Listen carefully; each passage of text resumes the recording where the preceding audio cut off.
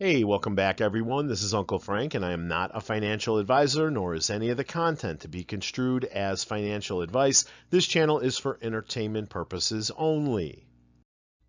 So Trump calls for Iran's unconditional surrender and threatens its supreme leader. He indicates that we know where he's at and, we're not going to take him out right now. So how does this numbnut respond?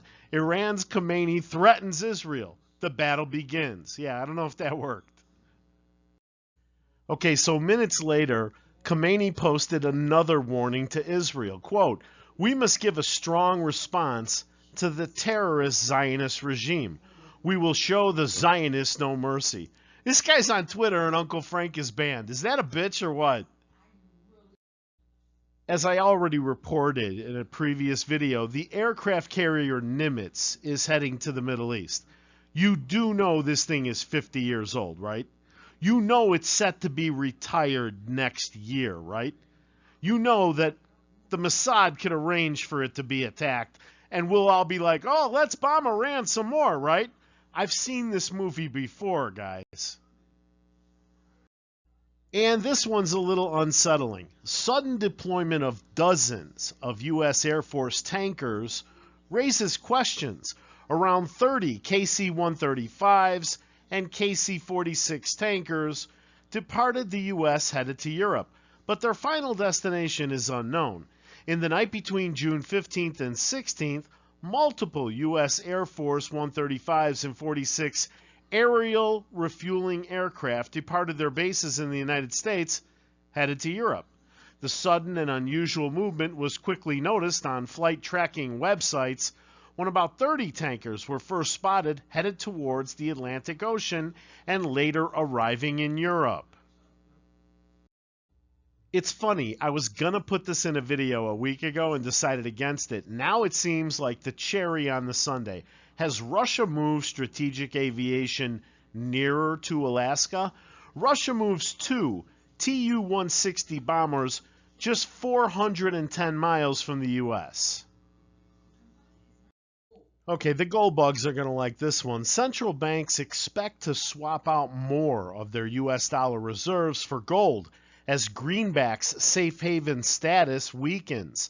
Central banks from the global south are actively shifting their own reserves toward gold at a much faster rate than advanced economies to reduce their exposure to the U.S. dollar amid growing trade protectionism, according to a survey by the World Gold Council. Quote, "The recent market developments around tariffs have raised questions on the safe haven status of the USD, but have bolstered that of gold," one response read.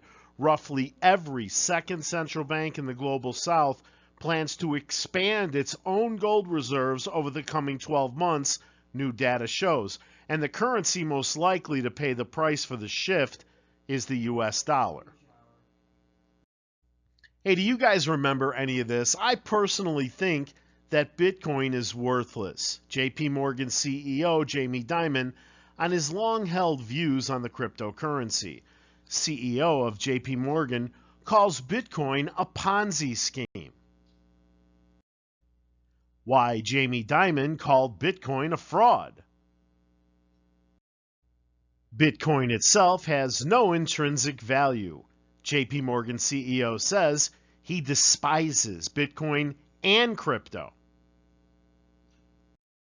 Jamie Dimon takes aim at crypto. Quote, "I've always been deeply opposed to crypto, Bitcoin, etc.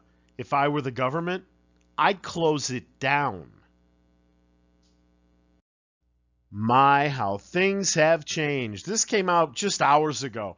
JP Morgan Chase announced it would launch its native JPMD token on the Base network.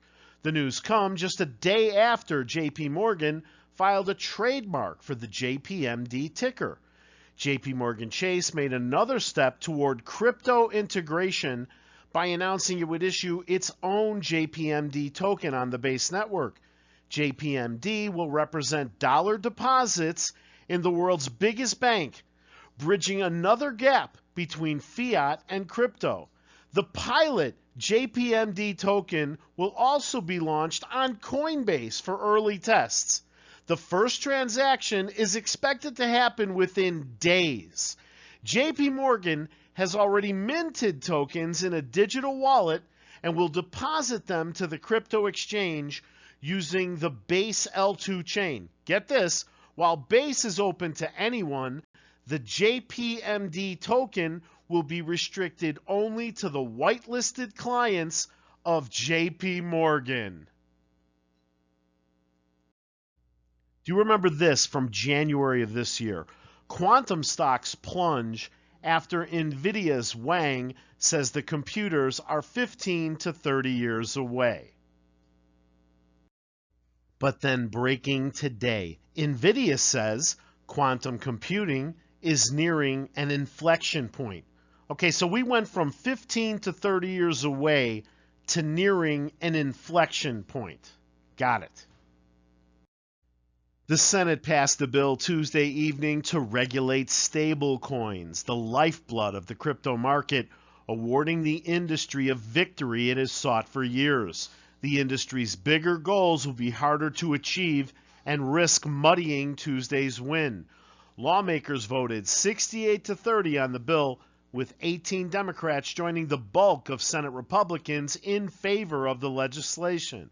It would establish rules for stablecoins, a type of crypto token that is most often pegged to the dollar and backed by reserves. The bill cleared a key procedural hurdle in May and was expected to easily garner the votes needed to pass. The bill will now head to the House of Representatives. Some lawmakers hope to get it to President Trump's desk by the end of July.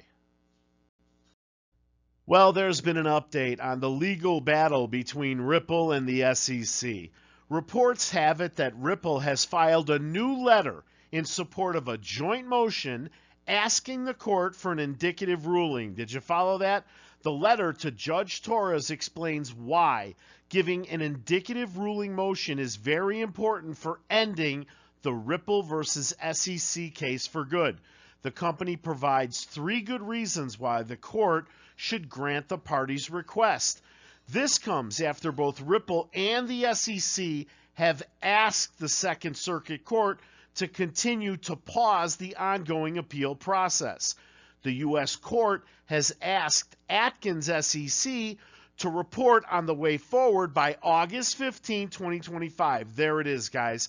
I told you I was expecting another 60-day bullshit delay, and I think we're going to get one. As always, I hope I'm wrong. While I'm working on this video, these headlines are pouring in. This is the foreign press, guys. They've already got us in this. All signs U.S. is ready to join Israel in its war against Iran. Iran prepares to strike U.S. bases if they join war. Donald Trump indicates the United States has joined war with Iran. Will pressure from Trump and Vance spur Powell to cut interest rates? The answer is no. I'll see you guys after the Fed decision and Powell's comments tomorrow, but by then, we might have all kinds of other shit to talk about. Buckle up, buttercups. Hey, I want to thank you for watching, and please remember to hit the like button after this slide if you enjoyed the presentation. Subscribe to the channel and set the alert so you're notified when I have new information to share. See you at the bell.